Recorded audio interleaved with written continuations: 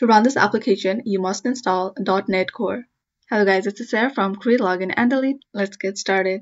So first, you need to check if .NET frameworks are enabled. So press Window and R button.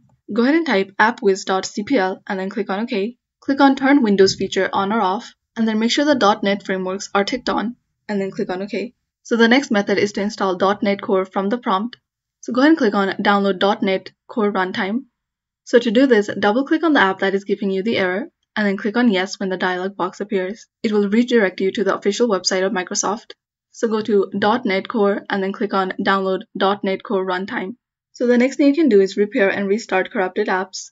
So go ahead and open your settings, and you can do that by clicking on Window and I button. Click on Apps. Select the app that is corrupted. Click on Advanced Options, and you'll see Repair or Reset. So go ahead and click on Repair or Reset, and then restart your PC. So the next method is to uninstall the app. So come to Apps and Features in your settings, and then click on the app that you want to uninstall, and then click on Uninstall. And then install it again through Microsoft Store if it's a Microsoft application, or through the manufacturer website. So this is how to run this application. You must install .NET Core.